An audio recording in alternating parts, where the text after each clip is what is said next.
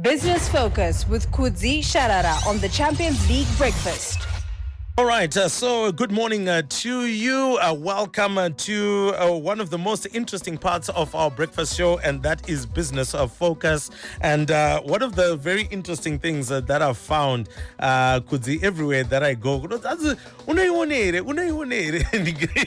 hanzi ndenda katerera blaze but Kudzi baba ndingachibodibhaiza handizvo here hanzi ndobhaiza hanzi pane pamwe paanombombhaiza but pamwe pacho ari kutaura live ari kutaura mafacts. But Kudzi, welcome back from the holiday. I hope you did rest well and you enjoyed that as well.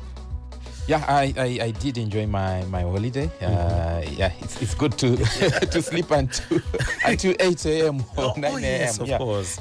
You know, when we are coming here, we have to come in early in the morning. So yeah, but it's good to be back.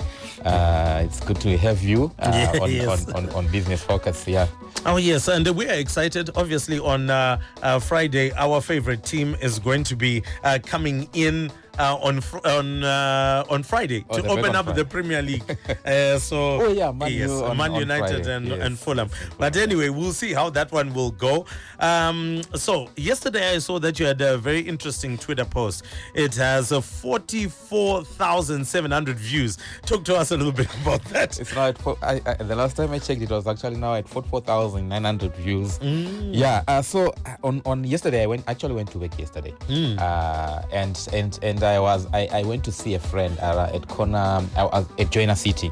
So when I was coming back from Joiner City, there's a food world that used to be just next to Joiner City or opposite Zimex Mall, and it is closed shop.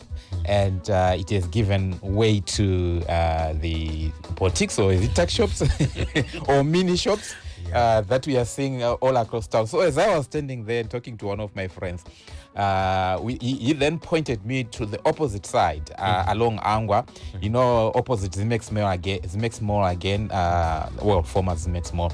There was a company that used to sell paint just opposite there, and it is also that building. It is also closed shop, and it is being replaced by those mini tuck shops. And just up there, wasn't there a college as well? Yeah, the college also. I'm told the college upstairs has also been closed. Wow. It has been replaced by, I think, saloons or something like that.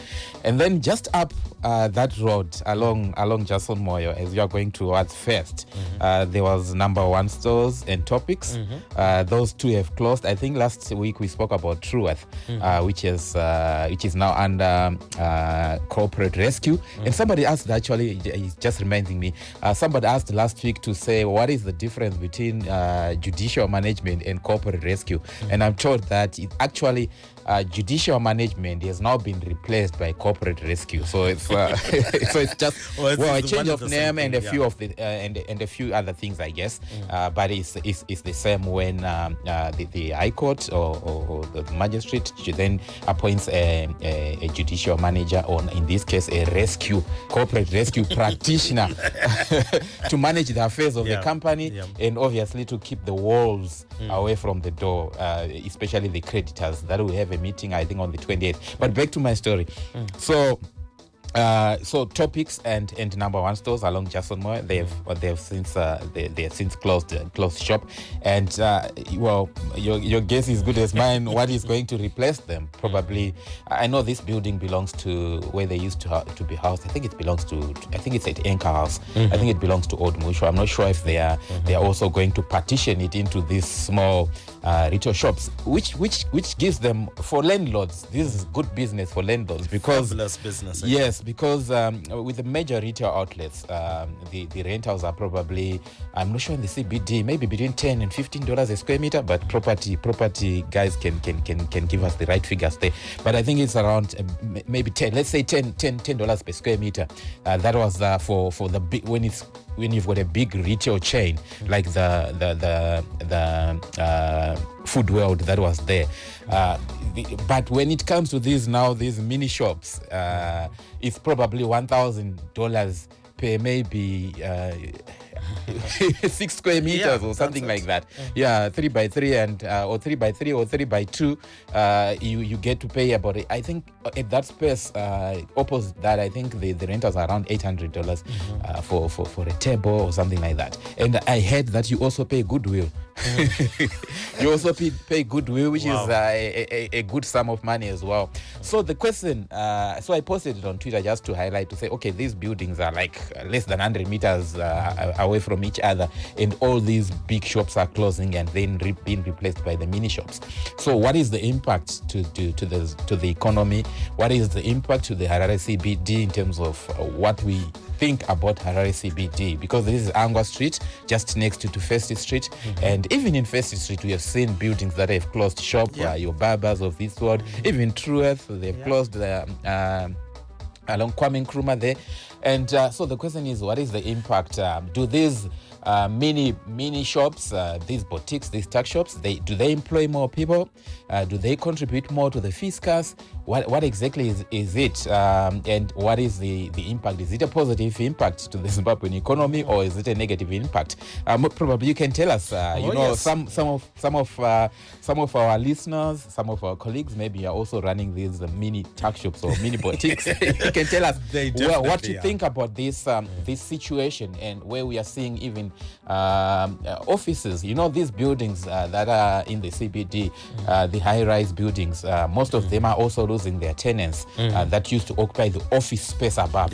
Downstairs is retail on the ground floor, but upstairs is offices. But when you have got all these, there are no more people, people, more traffic. What does it do to your office space? Do you keep it? Do you move out? We are seeing a lot of them moving out. So that's an interesting development in the Harare CBD. I don't know what your take is on that one. Oh, yes. All right. I'll allow the listeners to speak before I've got my own thoughts. This one is Kudzie Sharara tuck shops are in town zvakadhakwa to my small shops to employ vanhu vakawanda, and usually they sell the same products. So and I mean, of course, we know the brand that we usually see when it comes to cell phones that are being sold, and it's consistent. And the hembe also. We're not taking hembe actually, I think what has actually happened is vanoita mabero are now somewhat officializing their business and going into those small spaces and beginning to do that. But what they're doing is thousands and thousands of dollars. I think they're now more than 1,000. Yeah, no. Do you know what happens, Kudzie? Having heard internally as well, because I know my guru also once had a shop there. Kudzie, and you can't keep up with them because many of them have actually got a multiplicity of these tables that they have around the CBD. Town, so they're in like 8-9 different shopping malls where they're actually pushing these goods, and some of them now pa $800 pipe vakuya vopinzana pachavo pova paita vanhu 4 varimomu one space $800 or better $200. But this is the same space, and the prices of these products, these clothing items, $5, $6, $10, and you pay about, like you say, $200, $800 in total rentals. Are they really making these sales? It's interesting. Yeah, it's very interesting. And guys, you are missing the point. Yes. Edgar's has changed the top management over the past 20 years and brought in dynamic, young and energetic people. Where's the Trueth?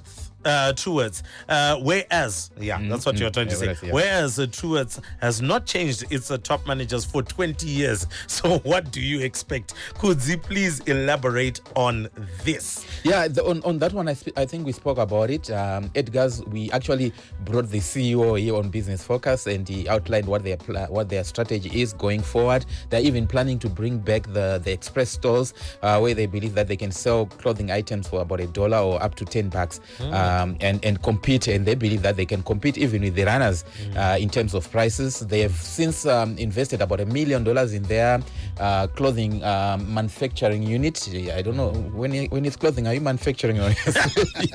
Anyway, at Carousel in Bulawayo, they've invested $1 million in new machinery. They've brought in new designers and stylists, and it seems it's working for them, or they hope it will work for them. Whereas for Trueth, I think now with the corporate rescue practitioner. They'll probably bring in new management into that space. But so he is right about that. But we are also talking about other outlets. Like in this case, we are talking about also Food World closing. I understand, I'm told, through social media, that the owners of that building are actually the ones who are running the Food World. They are the owners, but they've decided to say, okay, we're not making that much money running this shop. Yeah. We might as well run it by just renting it out, and hopefully to work out for them.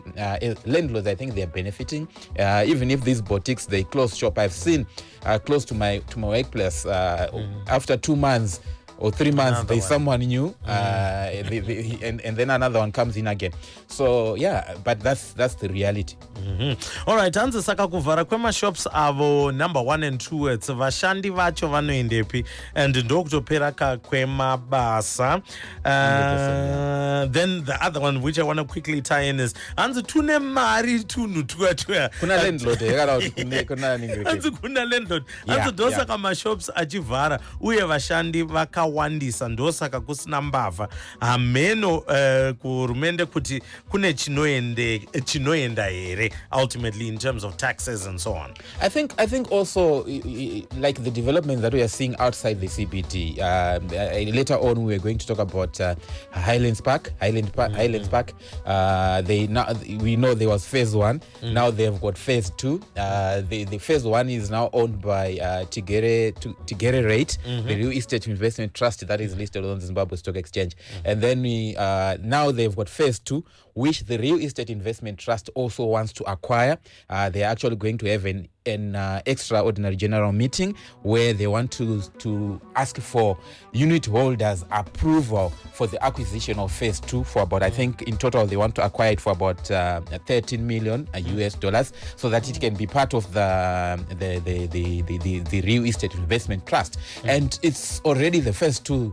It's already 100% occupied. Phase 1 is 100% occupied, and most of the, I think at some point they were saying that 90% of their rentals were in US dollars, and it has been paying quarterly dividends because real estate investment trust, they must pay about 80% of their net income or net rental income to the unit holders. So they are going to have that extraordinary general meeting for the acquisition of Highland Park phase 2, and it's 100% occupied. We are seeing other malls that have been developed, and at showgrounds again, I think it's Terrace Africa that is involved in that as well. Terrace Africa is involved with the Highland Park as well, and now they're at the showgrounds, and I understand it's almost complete. The outside structure, it's almost complete. Maybe the finishings and that's what's left inside.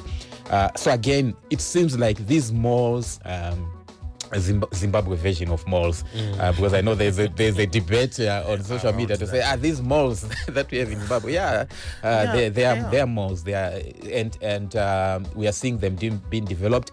Just Madokero, we saw them now doing phase 2, which already occupied. So it seems like as much as the boutiques at the mini shops are taking over the RCBD, there are other malls that are being developed where these big retail outlets are also opening shop.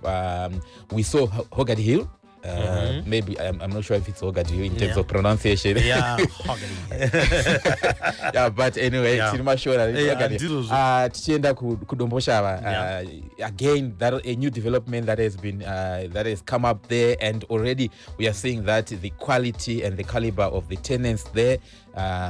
So yeah, it's maybe it's time for the RCBT to give up to other we are developing a new city anyway in Mount Hampton. So yeah, I don't know. I know, but a quick question though, Kudzie, before we jump into some of the messages, do you think that it's feasible in the direction that we're heading? Particularly, I can see, yes, Highland Park Mall is looking to expand, and that we're seeing so many of these malls popping up. Even I think we've seen fuel stations now beginning to become a bit more structured in a setup where you can shop and you can do all these things. Yes. But is our economy tallying or pulling with the level of that property investment? Or will we get to a place whereby we've got a saturation of malls, but maybe no tenants, or we've got tons of tenants, but not enough purchasing power in order to keep those places running? I think for now, the purchasing power is there. For those who frequent these places, I saw at some point there was actually some discussion on social media to say you can hardly find parking at Highland Park, and also the fact that it's 100% occupation. So the difference between what we are seeing in the CBD, where you've got high-rise buildings, and I feel sorry for those landlords, because yes, they can have occupation on the ground floor, but going upwards there's nobody there. It's empty, and we need to think about repurposing them and find ways of how do we make use of this space. The other day I was looking for a space for the high school quiz competition, and one of the property owners that I approached, I said, okay, we've got this space which is outside town, but we've got plenty of space in the CBD of some of our buildings that are empty at the moment. So I feel sorry for those landlords. I think they need to start discussion in terms of repurposing, maybe residential, to convert them into residential properties in the so CBD. too. Yeah, but it means that you've totally given up on it as a CBD for offices and stuff. But you can now make it a residential area. Since we are going to be developing a new city, then that should be fine. All right. Well, time is definitely eluding us. But first and foremost, I'll ask you about maybe the latest from Zimra, since we've got just about under 4 minutes left to go. Yeah, I think Zimra is an interesting topic on Business Focus. But just something that I saw this morning, that they are mulling or planning severe tax penalties to force public and private entities to pay huge amounts of outstanding tax obligations. So, like you haven't paid your taxes, and obviously there were penalties that were there. But they're saying, okay, hold on, maybe the taxes or the penalties are not severe enough. So they want to say, okay, on your taxes, we are going to increase, to align the rate to the bank policy rate plus 5%, which is a move aimed at encouraging prompt payment of taxes by companies and institutions. So it's if you don't pay your taxes, then Zimra is saying, okay, we are going to make sure that the penalties are much higher than what they were, and maybe, I don't know whether to encourage people to, because when you are formalized, it means the moment you don't pay your taxes in time, then the penalties will hit you. So maybe it will encourage informalization. We are just saying, okay, I'm just going informal, and just shop somewhere, these shops. So I don't know, but I think I'm always an advocate for all of us to contribute to the fiscus, so that all this infrastructure that we are talking about, it can be taken care of from the resources that we all contribute and we all get to benefit. Roads as well. I think so hopefully after Saturday they will go to other locations. There are other towns as well. I know they're doing in some areas. I was glad when I was traveling from Warren Park to Kambuzuma. They've since done that road, because that used to give me nightmares, but it's done now. It's complete. So yeah. All right, so Kudzie, let me quickly come in with this one as a tax question. You mentioned about people maybe going informally. Don't you think that maybe people might actually feel going informally is much easier, whereby I can go informal but trade formally in this way? Withholding tax is usually charged on somebody who isn't necessarily too formal. We withhold tax because we are assuming, or rather you have not presented any paperwork to show that you submit taxes. How does that vary with the formal taxes that a business has to pay? Is there any advantage of somebody saying, look, I'm deciding to go informal, I'll do withholding tax as compared to paying all the other taxes that I need to pay? Yeah, the thing with the withholding tax now is that you might be paying more than you should be paying. if it's withholding tax, rather than when you're formalized and maybe you don't make a profit, you make a loss and you don't have to pay some of the taxes. So yeah, I think but I think it's good. I went to shop into one of these wholesale outlets over the weekend to look. I'm already doing the back to school. So I went and I was buying stuff for my daughter who is in boarding school. And when I was about to pay, they said, "Okay, do you have a tax clearance certificate?" I said, "No, this is for my boarding school." Yeah. And they said, "I feel like that, then you don't get to pay the wholesale price. You are charged like just a retailer.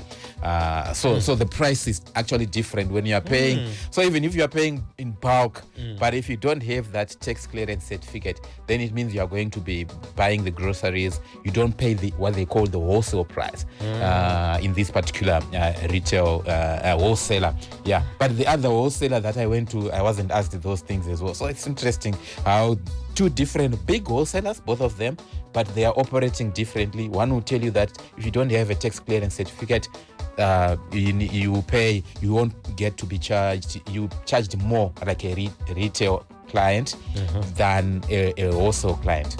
Oh, well, okay, we're just about 15 seconds out from news. We'll try and read one message. Zimbabwe itself has become a tax shop for foreign products coming in from Zambia, South Africa, Mozambique, and Botswana. I feel sorry for these people opening boutiques. It's a sign that we are lacking creativity. It's not sustainable. Same thing with fast food outlets. Hakuna mari. If you want to see whether business is good, check the lifestyle of workers. And then this one, these malls are not promoting our own industry. Because it's not everyone animari to rent those shops. Vazhinji vato pama one. Well, it leaves me to say thank you so much, Kudzie, for bringing us a business focus today. And obviously, we'll be looking forward to you bringing us some more updates tomorrow.